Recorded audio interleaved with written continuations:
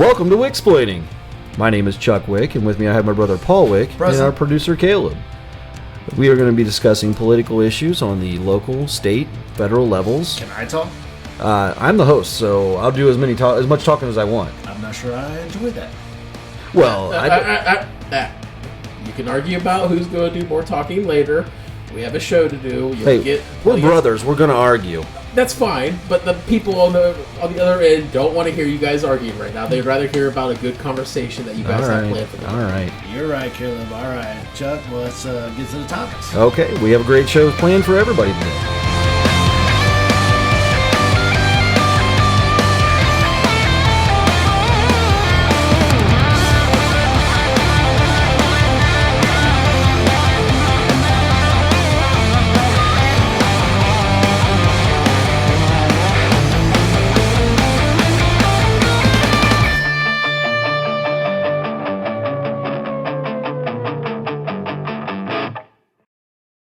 Well, today's topic is we're talking about gun laws and gun rights in the United States and the state of Ohio.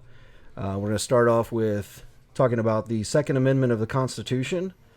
As it is written, it is a well-regulated militia being necessary to the security of a free state. The right of the people to keep and bear arms shall not be infringed. So, today we have Dad, a special guest. Gary Wick, our dad. Tell us your thoughts on the Second Amendment. My thoughts on the Second Amendment. Yeah. The Second Amendment was part of the Constitution. The first law that came into effect for gun laws was in 1939. And that was when they banned guns, automatic weapons, because of gangsters. Okay. Well, that's interesting information I didn't know already. Yeah, I didn't know that either. Actually. So, I don't think any of us did. And, in my opinion, what this is trying to entail here is just basically saying that the right for people to protect themselves, keep and bear arms, shall not be infringed. Infringed meaning you cannot take it away, cannot put regulations on top of it, cannot touch that right in any way. So I think a lot of the laws that we actually even have in today's society, today's states, also infringe upon those rights. So yes, the infringement of rights on the Second Amendment is the crucial part of the Second Amendment, and when we have such other rights as enumerated in the Constitution, the Second Amendment was put into place to protect the other rights. Gun ownership, first of all, gun ownership and gun safety, people kind of put the two hand in hand. And I don't like that, because if you own a gun, you are reasonably knowing of the gun and have some kind of safety understanding of it. That's, now Caleb will look at me like I'm a dumbass, but Dad, you got some thoughts on that? Well, gun safety used to be a thing that was brought up when you were young. The Boy Scouts, Girl Scouts, also 4-H had gun programs in them. And they taught children how to use guns, how to safely protect themselves with guns. So it's changed in so much now that the youth is not given the experience of gun safety when they're young. So it's a different world now than it was. Also, the amendment to the Constitution was for a well-regulated militia. So that brings up the subject of what does that mean, and it means a lot to different people. Because some people say if you're not in a militia, then you shouldn't own a gun, that it doesn't protect you. So it's a hard thing to go over. And like I say, the first law for guns was in 1939, and that was to try to take guns away from gangsters that was using machine guns and Browning automatic rifles and stuff like that away from the gangsters. But it didn't help. All it did was keep them from honest people. Right. I was going to say, so gangsters still had access to guns just like today's gang members have access to guns. And you brought up the point of the well-regulated militias. So what do you feel that means? Well, it means different now than it did back then. Back then, they were putting it in because we had just got out of a war with England, and we needed people to have at least one gun and some ammunition in their house in case we were ever invaded again. So that was the main purpose of it. But then you can't regulate in today's age. You can't regulate the guns. All you're doing is keeping the honest people from having guns, and the criminals are always going to get guns. Mm-hmm. They're either going to buy them or they're going to make them. There's so many machinists out there that can make their own guns that you're not going to keep it away from them. So all the laws that they've passed with for gun control has been for honest people. It's not been for gangsters. They don't care. Right. The criminal will get a gun. He will buy a gun. He will make a gun. But the honest people, they'll keep from getting guns, and they'll keep getting robbed, and it's just an ongoing thing. They won't have a way to protect themselves It's from the criminals. The criminals are always going to get weapons, as you said. I mean, they'll steal them, they'll make them, they'll buy them. There's black market. There's other countries they can get them from if they're a well-funded gang of some sort, or an organization of some sort, terrorist organization. They're going to be able to find the money and get those weapons, whether the law says it or not. As you said, I agree. It's law is only going to be followed by law-abiding citizens. That's why we have the term law-abiding citizens. Without the law-abiding, you are no longer someone who's going to follow a law. So it doesn't matter what law you make; they're just not going to follow them. And people think about this amendment like everyone is in New York City walking down one of the 5 bureaus with hundreds of people around. Did you say bureaus? Yeah, I wasn't going to call him out on that, but thanks, Gil. It's borough. Borough, not bureau. Well, bureau. Screw you too. Bureau is like FBI. You too, Bubba. Walking around the FBI, the CIA. That's what people think about this when they think about guns. It's not always like that. That is a 1 in 100 to 1 in 1,000th percentile of the population of America. So, Dad, your grandma carried a 2-shot pistol in her apron. 6-shot pistol. He's like, that's a Dad, Dad's corrected me, which always happens. I mean, who am I? I don't know anything. Dad's here for me to know things. 6-shot pistol. She had a .32 revolver that she carried with her on the farm because it was just her and Grandpa there at that time. And but it wasn't always just for people. It was for muskrats. It was for a wolf on the distance. It was for anything coming onto your property. Yeah, it could be used for that. Yeah. But in a course of time, things have changed so much that people don't realize. Just when I was in grade school, it wasn't uncommon to see people driving pickup trucks with shotguns and rifles in the back window. Mm-hmm. I mean, that was a normal thing, and it wasn't uncommon for guys to leave school to go out hunting during hunting season. Mm-hmm. But now it's completely different. People don't look at guns like they did back then. They look completely different at them, and they don't go to, like I say, they don't go to safety courses like the Boy Scouts had, like the Girl Scouts, like the 4-H. Those places had safety courses that you could go through. Yeah, even I've seen videos where they talk about how there was training in schools where they would do gun safety, they would do learning how to shoot, learning how to be accurate with it, so that you would be able to use that weapon and not harm anybody unintentionally.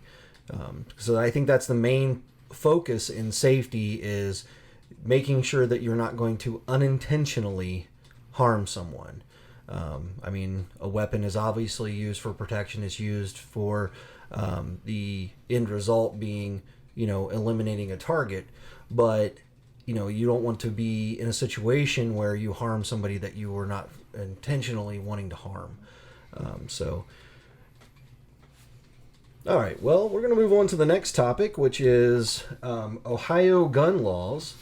We're going to talk about, since we're in the state of Ohio, we're going to talk about a few of the laws that already exist in our state. In this state, we have to get a permit to be able to carry concealed. You can open carry in the state without a permit, but that firearm must be completely visible to anyone who approaches you. And it also needs to be, if you're carrying it in a vehicle, it needs to be off your person, locked in a compartment of some sort, and you must notify a law enforcement officer if you are pulled over for any reason. There is issues with not being able to take weapons into certain areas like schools, courthouses, things like that. I think that's just for the protection of the people. Those are banned. Those are banned. They're not issues. It's banned. No, it's just it's not allowed, and those are things that are also being proposed in further laws. But we'll get to that in a moment. And currently, your employer cannot ban you from being able to take your weapon in your vehicle to work, but you cannot take it into the facility without their approval. You can keep it in the vehicle while you're at work. That way you would have it for purposes of protection on your way to and from work. The idea is there that you're not going to be able to take it into work for safety reasons with other employees, and I would assume the liability that comes with allowing people to take weapons to work. If someone were to get injured, that would be liability on that company as well.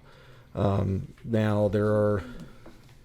I don't see a liability there, but I can see that people would think there's a liability there.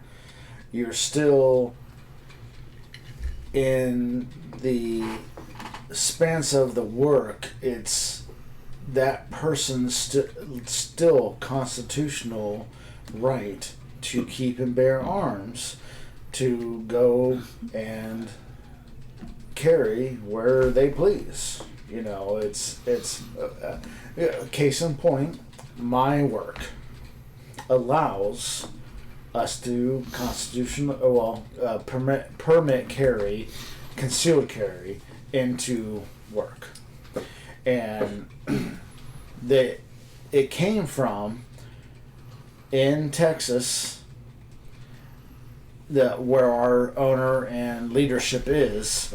It came from, there was down the street from the headquarters down in Texas, they had a shooting at a job site. And then our owner at the time said, well, if they can shoot up that place and nobody can, make valid, they can't defend themselves, then we're going to allow all of our places to carry guns. Mm-hmm. If they're, of course, by law, allowed to carry guns. Right, and a lot of workplaces also have active shooter training of some sort, understanding how to identify a situation like that, and also, putting yourself in a situation where you can protect yourself is important. The only issue I see with trying to protect yourself in an active shooter situation is when the police break into the place and are ready to take down the shooter, they're not going to take the time to identify whether you're a civilian or whether you're the shooter yourself. So if you actively have a weapon and you're discharging it, you're most likely going to be caught in a situation where the police are going to assume you are the shooter and most likely take you down. So that is a downside to that situation. But in that situation, in my opinion, I'm willing to take that risk in the fact that it's important for me to protect myself and it's important for me to protect my coworkers from a situation like that, an active shooter. Okay. Dad, you got thoughts on that? Well, as far as the police entering your house, they should have, if they're going to enter your house, they should have a warrant anyhow. They will identify themselves before they come in. So it is not a case where, like a robber would come in your house and just come in through a window or something and try to steal from you or whatever they would want to do. So it's a little bit different police coming than it is for a illegal person to come into your house. So it's if the police identify themselves to come into your house, you don't draw a gun. Right. If an intruder comes into your house, well, so be it. But Right. they need. In an active situation, and I draw my firearm and take somebody down, what should be my next steps? Well, if you shoot somebody or kill somebody, you should lay your firearm down and wait till the police arrive. Mm-hmm. Well, unless you're okay. in sort of a gun battle with them or something. Well, Right. But anytime the police come in, you should lay your firearm down. And, yes. Correct. And let them take over. But also, it comes to the fact that if somebody breaks into your house, how long is it going to take for the police to get there? Right. It's a thing where you call the police, and of course they aren't waiting out front of your door when you call, so it's going to take them a while to get there. So what do you do till they get there? And that's the big question right there. But Ohio has the Stand Your Ground law. Stand Your Ground law, yes. Chuck's got it over there. Yeah, I'll go ahead and describe that. The Ohio Stand Your Ground law, Ohio became the 36th state to no longer require people to retreat before they can justifiably hurt or kill someone with a gun in self-defense. So basically what they're trying to do here is allow you the ability to fully protect yourself without fearing repercussions from it, and fearing that you're going to end up in prison or even worse, based on the fact that you've acted to protect yourself or your family. So I think that's a very important law. I think that helps in a lot of situations where somebody is going to, has prepared themselves to react in a situation, and they do not have to fear that those consequences that could come from that. Do you have any thoughts on that, Paul? I think it's great to understand the law, though, because I've heard too many stories of, well, they were on my property. Okay, yeah, they were on your property, but they're still 150 yards away from you. Right, they're not currently threatening you. They're not currently threatening you. Yes. Right, and that's part of what they're talking about here. And you want to know that this is involved with a situation where you're currently under threat of harm or death. yes, And you're not reacting overly based on a verbal argument or even maybe a physical altercation that is not going to result in death. right. So that's an important part of that law, I believe. But it's misunderstood from Right. just a local person's heard. Well, stand your ground. Yeah. Okay. Well, yes, you can stand your ground. That means if I come at you, then you can defend yourself against me. That's what stand your ground means. And that's what the Constitution was always about anyhow. Right. The Second Amendment was never about going out and killing people. No. It was always about defending Defending the nation. defending the nation. As Dad said, we just came off of a war. Not even just defending the nation, Right. defending your homestead, Yeah. defending your people, Right. defending your wife, children. Now, don't get me wrong, my wife's a better shot. I'm a little mad about that. Don't get me wrong. I hate that. He was in the military, but he was in the Air Force. So. And he wears glasses at his mom.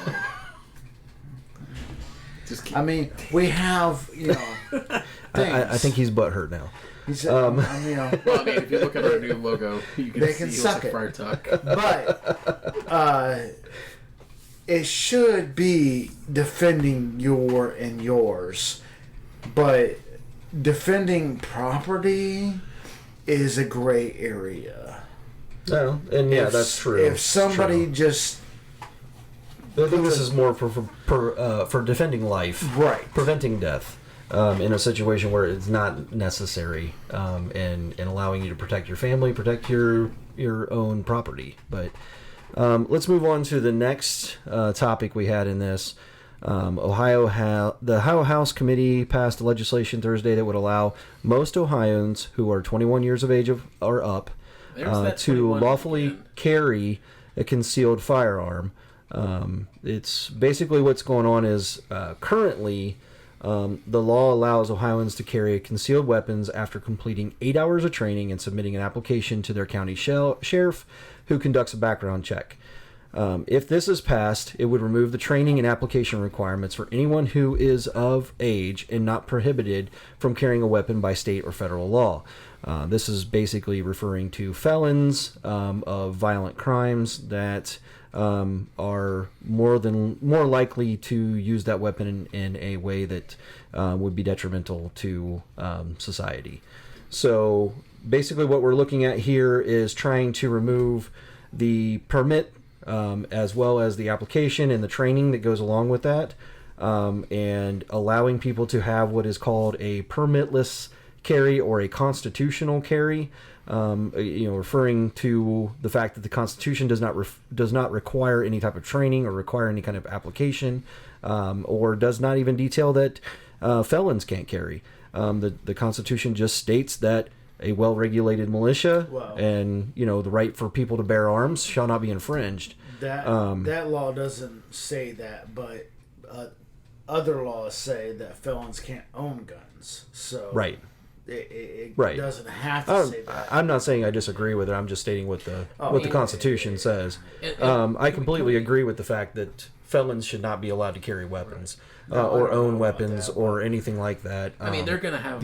If it's a felon, they're going to have a gun whether they legally have it or not. It's unregulated, so... Yeah, I mean, it comes back to the same thing we said earlier, where criminals will get guns no matter what. But the thing that kills me again is here's another law we just talked about last week, where you had to be 21 and up. Right. You can be 18 to get a driver's license. You can be 18 to sign up for the military and put your life on the line. You can be 18 to do other things. But to smoke marijuana, to drink, to gamble, to have a permitless gun carry, you had to be 21. Mm-hmm. Why don't we just set everything at 21? Why is this there? I mean, or set everything to 18. Right. Another podcast. It frustrates me. 18 to 21. What do you think about the constitutional carry? Well, I don't like the new law for Ohio because of the idea that you got people out there with no training whatsoever, just carrying a gun around. I know people that have a concealed carry license that can't shoot. Couldn't hit their ass with both hands, and it's just it's ridiculous. We have a cousin like that too. One thing that it helps is that if you got a concealed carry license, they have it registered on your license plate. So if a police officer comes up, pulls you over for speeding or whatever, flat tire, for turn signal or something, they know you have a concealed carry in the car or truck or whatever you're driving. And so there's no tension there. Whereas if you do away with the concealed carry laws, you got everybody carrying a gun of some kind that they don't know how to use. And it's not good for law enforcement or for other people. Who proposed this law, Chuck? Was it Republicans? It was.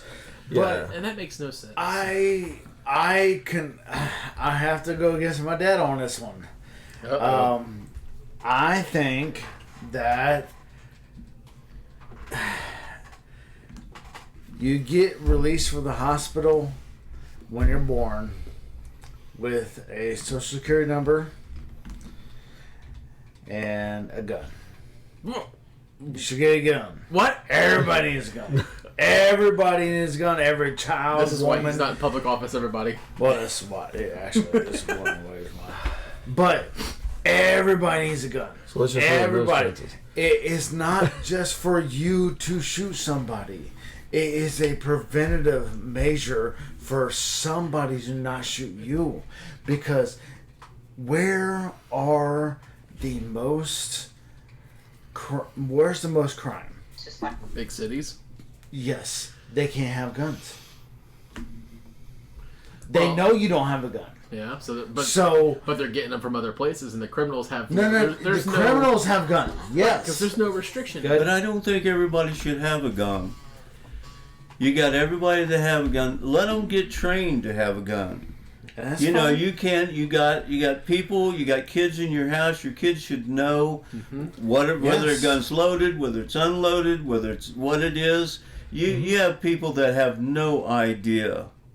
This is not the Wild West where everybody had a gun and you had to go out and shoot your meal and everything. The biggest part about most people is they have to go to the grocery store and pick up a chicken out of the freezer. I mean, they don't have to shoot that chicken; it's already dead. Him or killing him or anything like that. Right. So not everybody should have a gun. And I agree, kind of in between the two of them. I kind of feel like, we don't need to hand out guns at the hospital, but, I also don't agree that not everybody should have a weapon. I think that anyone who chooses as a right as an American should be allowed to have a weapon, carry that weapon in any way they see fit for their own protection. There are training facilities, there are ways for people to learn safety on how to handle that firearm.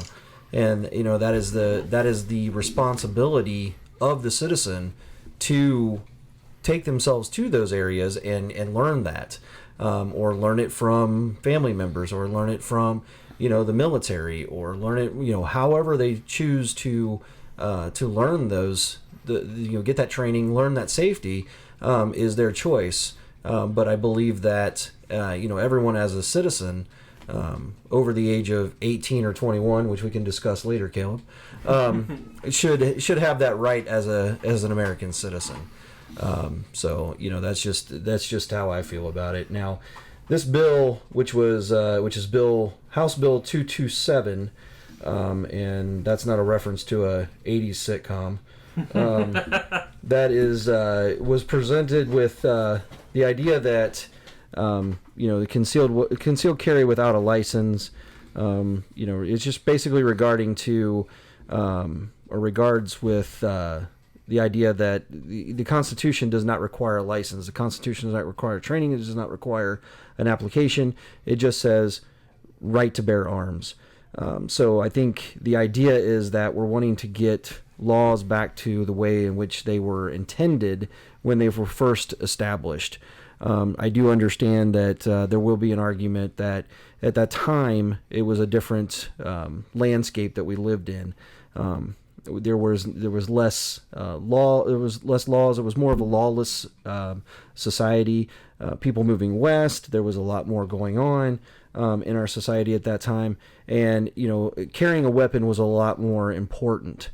Today we don't need to hunt our food. We don't need to protect ourselves on a daily basis. And that is definitely an argument that can be on the other side. I think that weapons are there in today's society for the idea that you never know when you're going to be in a situation where you're going to need it. For example, we live near Dayton, Ohio, and just a couple years ago we had a active shooter situation in Dayton's Oregon district, where a young man took a rifle and a handgun, and he ended up killing, I think it was 6 or 7 people, injuring many others. And you just never know. Those people didn't go down there that night expecting to walk into a situation like that. It was thrust upon them by somebody who was just not in their right mind. So in those situations, I think guns are important. I think they can be there to assist if somebody had been carrying that night and had been close to where that started, they may have been able to save a few lives that didn't need to be affected that night. Yes. So those are the situations where we need those things. We need those rights protected. But I do agree that it does worry me that people that have not had the training, do not understand how to handle a weapon, will go and secure one and carry it with them. And then if you're not understanding how to protect yourself, how to use that weapon, you're putting other people at risk. Not just yourself, not just anybody in your own party, but anybody that's around you. So what are your thoughts on that, Dad? Well, it's back to the old saying: it's better to have a gun and not use it than to need a gun and not have it. Right. Yeah. No, I agree with that. Agreed. Okay, and the next topic is going to be the 1968 gun law. Overall, the bill banned importing guns that have no sporting purpose, imposed age restrictions for the purchase of handguns. Gun owners had to be over 21, prohibited felons, the mentally ill, and others from purchasing guns, required that all manufacturers or imported guns have a serial number, and according to the ATF, imposed stricter licensing and regulation on the firearms industry. This was following the assassination of President John F. Kennedy and wanting to impose stricter gun laws. These were mostly put into effect and proposed by Bobby Kennedy, John F. Kennedy's brother, and Martin Luther King, one of our principal civil rights activists. They decided to put this into place to try to restrict gun purchasing because following what happened with JFK, the assassinator of him had purchased the gun through the mail, had done some things that obviously were not good. So let's move on and talk about this 1968 law. Dad, do you have anything to say about that? Yeah, this 1968 law would never come into effect if John Kennedy would have listened to the Secret Service and been in a covered car.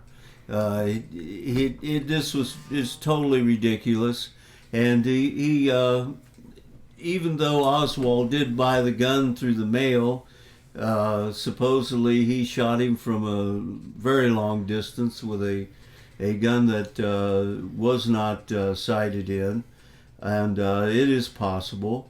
But here again, we're making laws for the people that abide by the laws, and not for the criminals themselves. They should have just put a bigger penalty on people that handled guns during crimes instead of keeping honest people from getting guns.